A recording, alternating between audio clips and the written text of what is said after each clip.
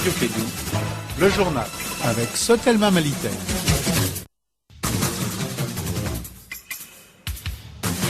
Nous sommes vendredi 26 septembre. Voici les grandes lignes de cette édition. Le Mali ne sera pas divisé. C'est le slogan de la grande marche organisée hier par la société civile. Des milliers de personnes ont exprimé hier leur ras-le-bol face à la situation du pays. Le forum régional sur la sécurité routière s'est tenu à Caille. Le but est de faire le pont sur les préoccupations réelles des populations en vue de trouver des solutions appropriées en matière de la sécurité routière. À l'étranger, au Nigeria, le Sénat a approuvé hier une demande du président d'emprunter $1 milliard pour renforcer l'armée contre Boko Haram. Une décision qui va dans le sens des propos du président du pays voisin, le Niger, devant l'ONU. Voilà pour les titres. Les détails dans un instant avec Assetou Kanté et Cheikh Koné à la technique.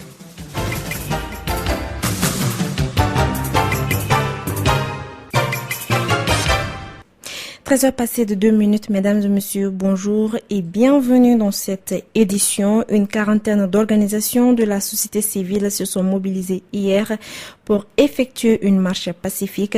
Elle avait pour but de dire non à toute idée de fédéralisme, d'autonomie ou encore de division du Mali. Reportage Aminata Diallo. La marche a débuté devant la mairie du district de Bamako. Elle a regroupé plusieurs centaines de personnes qui sont sorties pour défendre cette cause qui est non à l'autonomie du Nord par rapport aux autres parties du Mali. Écoutons respectivement Justin Daou et Mohamed Mariko qui étaient des participants. C'est pour montrer au monde entier nous sommes contre l'intégrité, nous ne sommes pas d'accord avec l'autonomie et la fédéralisme.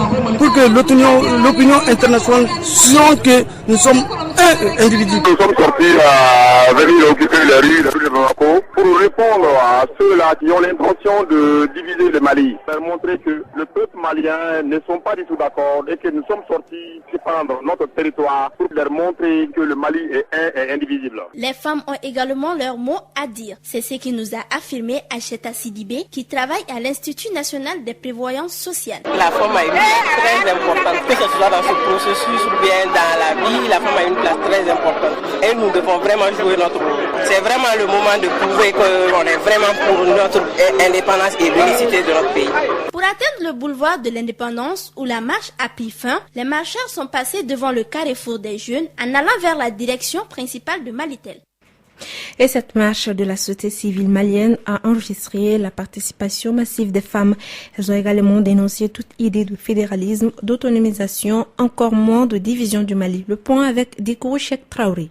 La population malienne, plus précisément bamakoise, a pris d'assaut les rues de la capitale ce jeudi à la faveur de la grande marche de la société civile. Sidibé Dédéou Ousmane de la société civile. Cette marche pour soutenir la feuille de route qui a été signée par toutes les parties au conflit, je veux dire gouvernement et mouvement à Alger 1. Nous sommes là pour soutenir ça et cette feuille de route consacre l'intégrité territoriale du Mali, la laïcité et toutes les valeurs républicaines de notre pays.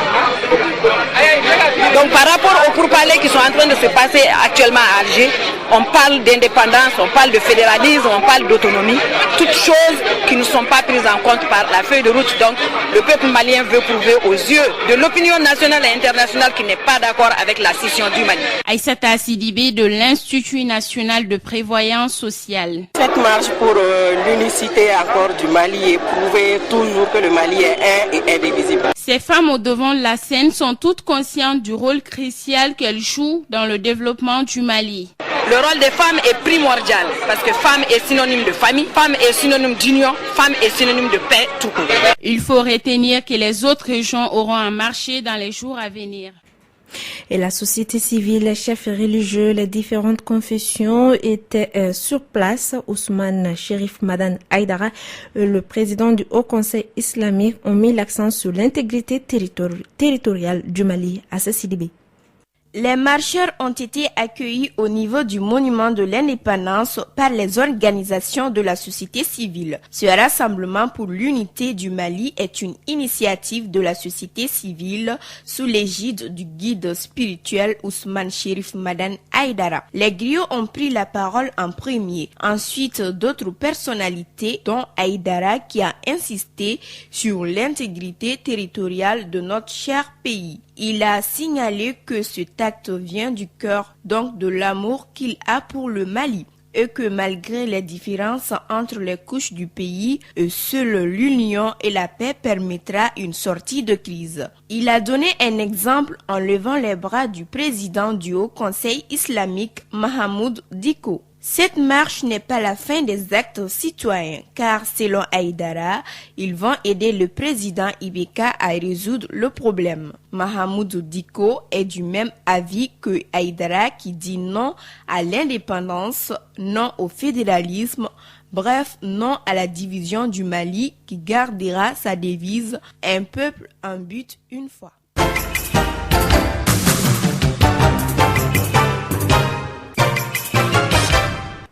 En bref, le Fonds monétaire international a achevé hier sa mission d'évaluation dans notre pays. Depuis mai dernier, l'institution financière internationale a suspendu le versement de ses crédits et dénoncé une mauvaise gestion des fonds publics. L'achat de l'avion présidentiel et un contrat passé par le ministère de la Défense étaient notamment en cause. Pendant 2 semaines, les enquêteurs du FMI ont épluché les audits menés par le vérificateur général et par la Cour suprême du Mali et ils ont fait de nombreuses découvertes.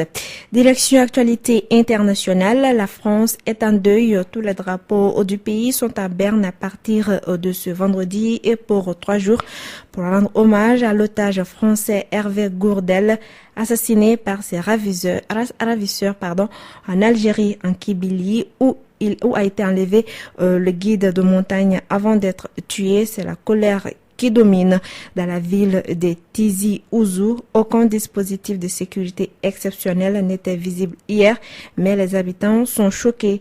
Ils se sont rassemblés pour rendre hommage à la victime. Une cellule liée aux djihadistes de l'État islamique basée dans l'enclave espagnole au Maroc de Melilla et la ville voisine marocaine de Nador a été démantelée. L'information a été donnée ce vendredi par le ministère marocain de l'Intérieur.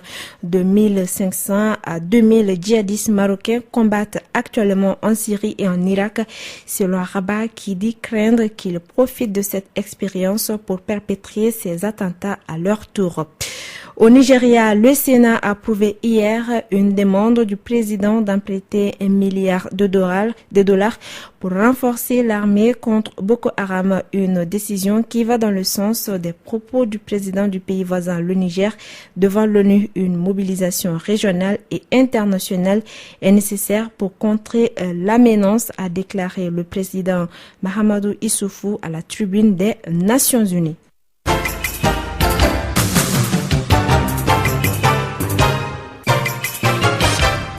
Retour à l'actualité nationale, le forum régional sur la sécurité routière s'est tenu hier à Kaya dans la salle de conférence du Conseil de cercle de Kaya. L'objectif de ce forum était de faire le point sur les préoccupations réelles des populations pour trouver des solutions appropriées en matière de la sécurité routière. Correspondance Boubacar Niane.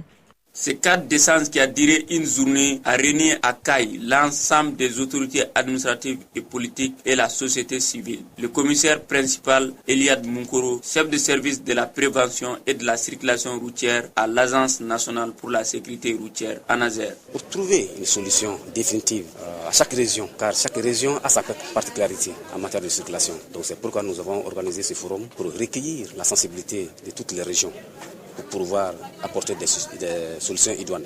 Pour la société civile, la lutte contre l'insécurité routière est une affaire de tous et que chaque citoyen a sa place dans la société. Kassim Koulibaly, président de l'association d'appui pour la promotion de la sécurité routière à Kay. Cette organisation est la bienvenue, c'était notre souci et cette organisation aussi va enlever une grosse épine dans nos pieds et surtout la population kayenne, la jeunesse. On avait souhaité ça il y avait très longtemps, mais aujourd'hui, Dieu nous a donné la chance d'avoir cette organisation-là. Ce forum régional a permis de s'enquérir les préoccupations des acteurs en matière de la circulation routière et l'identification de l'ensemble des actions prioritaires de lutte contre le fléau. Boubacar Niane, Radio Clédou, Kaï.